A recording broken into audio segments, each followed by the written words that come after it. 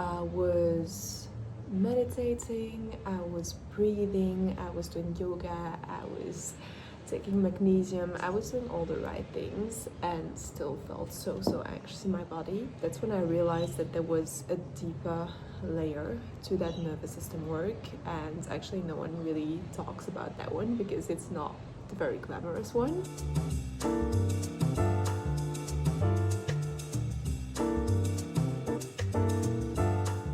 Hello guys, welcome back to a new video, and as I haven't done a real deep one in a while, the craving for these topics has been lingering a little bit, and so I also had quite a few questions after my last YouTube video about solo traveling and like what it has brought me and like how to be okay with being with yourself.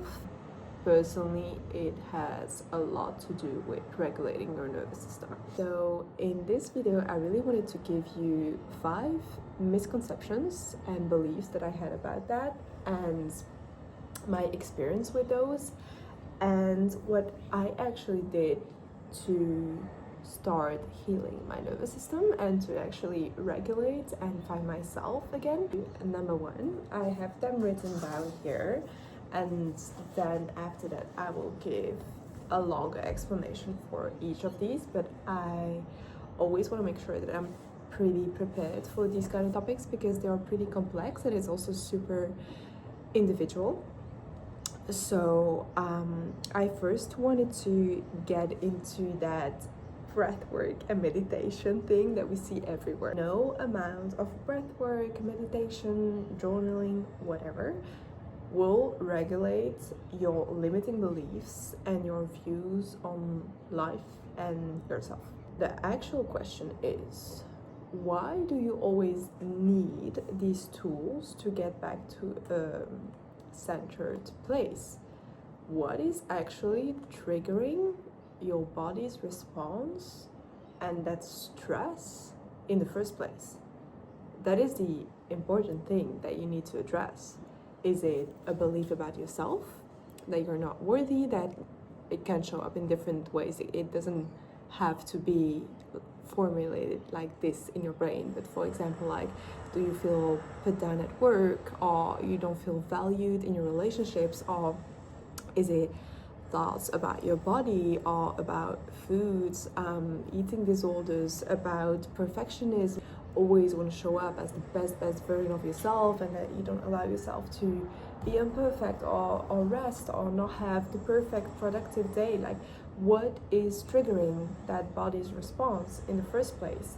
Because if you don't address that, if you don't change your perspective on these things, or if you are not trying to ease yourself into other ways of thinking or accepting certain situations or changing them, then you're basically always in that in-between where your body cannot really react, it cannot respond, so then obviously it stands because that energy is blocked.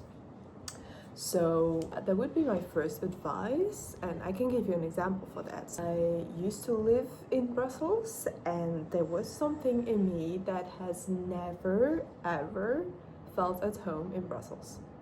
I didn't like the people, I didn't like the weather, I was just there for convenience, and because I am originally from Belgium, so it was easy, but I didn't feel like myself.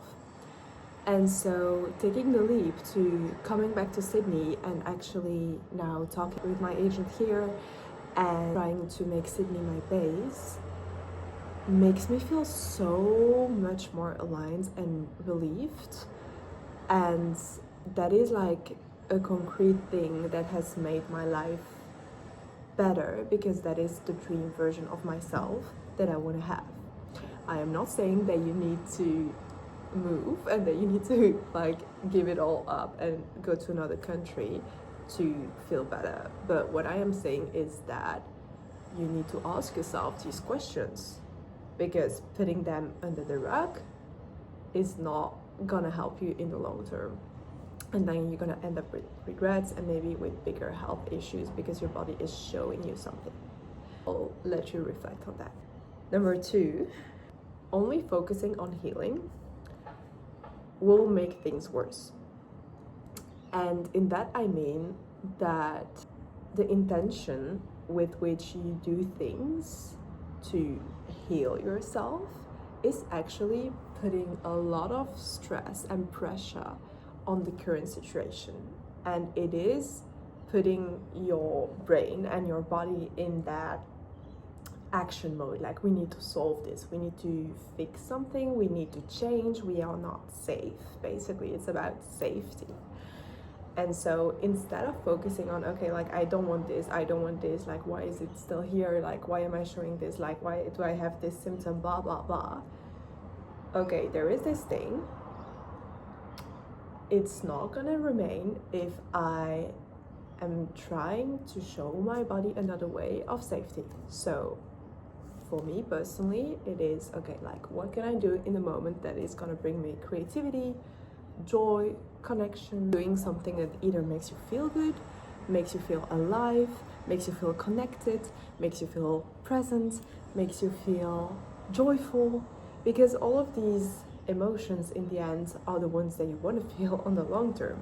And instead of focusing your energy on, I don't want to feel this state, I don't want to feel like stressed or like angry or tense, well, if it's there, it's just like to show you that there is a mini conflict in you. So live the emotion and then focus on something that is going to help you, instead of only focusing on what you don't want. Try to look out for things that you do want. There can be situations, there can be people, there can be work related, it can be small things like a sunset or a cup of tea or a good coffee. Like all these things matter, like added up in the day, these are pockets of time and of relief that slowly add up and just make you feel present in your day-to-day and safer in the long term. 3, your intuition is your biggest guide. Your brain does not have all the answers. By that I mean that oftentimes we try to figure things out with our brain, with our mental, with like solution focus, with rationality. But oftentimes, if we were just to listen to our gut, we already have the answer. So we are overcomplicating things. And I used to believe that I was too emotional or like too sensitive or blah blah blah, but actually this is a huge guide for me. It is just my way of being. It is my authenticity. And by putting that down and like really trying to reduce that noise and only focusing on what was rational or what was allowed, these kind of things, well, actually I was just being a shell of myself, and that is creating a lot of tension. Brain is never gonna find the solution for you. If there is a thing that it will do, it will just make you more anxious and make you more spiral and loop in the negative mindset, because you never know what is gonna happen out there. And usually when there is nervous dysregulation, your brain is focused on catastrophizing scenarios, you know, it is not focused on all the abundance and all the joy and all the presence that you can have. That takes practice, for example with gratitude or with writing down your accomplishments. By doing all these things, slowly you build that self-trust and that confidence, and then you don't really need to listen to all these limiting beliefs that are in your brain, because there is a bigger consciousness that just knows. Tip number 4. I know you guys don't want to hear this, and I really didn't want to hear this, but there are no quick fixes. So if someone tells you on Instagram, yeah, this is breathwork exercise I did like for 2 weeks, really shifted my anxiety, I don't feel anxious at all anymore, that's not true. Like, never. There is no one single exercise or one single tool that is gonna fix your anxiety or your looping or your symptoms or whatever is showing as a dysregulation. And it is like a constant practice basically, and you get better and better at this, and in the end the symptoms are like the anxiety nearly fades, but it can always show up because life happens and you just react. Obviously you react to things happening in your environment, but the tool that you're using need to be firstly personalized, secondly they need to be used in order to get back to that regulated state more and more often. But there is no thing that's gonna cure everything in 2 weeks. That's not possible. I am not saying that journaling and breathing and that these kind of tools are not helpful. They are, but you need to really listen to yourself, and after say a breathing exercise or after journaling or after whatever you are using to make you feel better, just like check in with yourself and be like, okay, do I really feel better, or just do I feel more anxious, or do I feel even more in my head or whatever?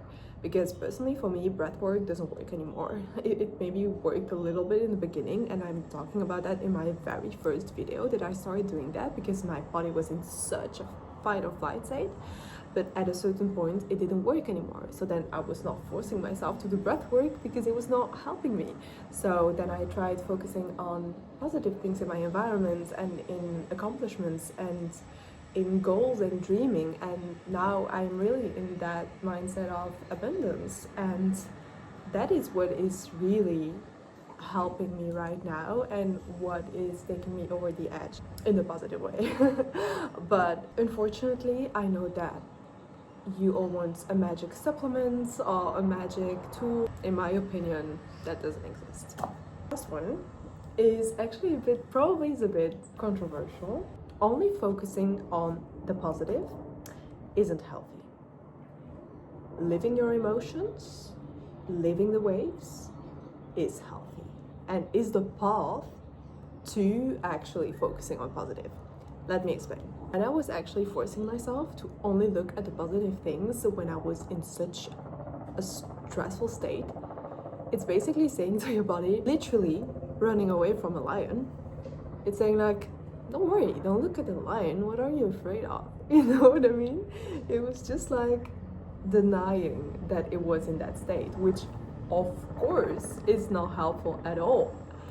So instead of doing that, I really had to be in that uncomfortable emotion. Say I was angry or I was super sad or super anxious. Well, okay, I had to go through that. I had to bawl my eyes out. I had to write down what I was super angry about. I had to live the thing, the frustration or whatever I was feeling. And yes, it was uncomfortable because I don't usually allow myself to live those emotions, and I'm maybe a bit embarrassed about it, but that's the work, and that is being human. And the thing is, you're also afraid of it, and you're afraid that it will never stop. In the beginning, yes, but I assure you, it will stop, because the more and more you live these emotions, the more and more like the waves of emotions are getting like smaller and smaller and smaller until it's just like, oh yeah, I feel a bit sad right now, okay, like whatever, I'm just crying a little bit, okay, whatever, I'm going to the next. Now I actually started to just being able to embrace the wave. Okay, I feel it building up in my body that, for example, I need to cry. And in that scenario, if you tell me, oh no, just focus on the positive, or like just be grateful, that is really making me angry actually. So I know myself, I just need to cry. And yes, sometimes it might be before a shooting or before a casting. Well, okay, whatever. That's just me. And I am not gonna deny that I am human. And even if I have a work day, or even if I have a casting where I need to show up as the best version of myself, well, the best version of myself is the one that is living its emotions. So yeah, that's my last tip. And I think that's the most important one. And that is really what has regulated me most, is just basically embracing emotions. And I want to leave you guys with a beautiful phrase that my life coach has said to me. and that really resonates. Life has confirmed to me over and over that I didn't need to be perfect to succeed. I simply need to be myself. And yeah, that has been confirmed so many times, and I'm also telling you right now. If you guys have any questions or any reflections, I am very curious about them. And I know that I'm talking a lot about nervous system and everything, but I really feel that the deep work is what allows you to show up as the best version of yourself, and then just like reflect in the external world what you really want and attract to you the opportunities, the jobs, the money, the friendships, the relationships, to yourself, the body, the health. Thank you very much for your time. And no, I am not always recording the same day, but I am somehow wearing the same set. I just love this set so much. By the way, it's from Sir. It is no collaboration at all, but I love this brand, Sir the label, if you want to check it out on Instagram. And if you guys also want to check out my Instagram, it is just at axelle.lesuisse, same as my name. I send you a lot of hugs, love, and see you in the next one.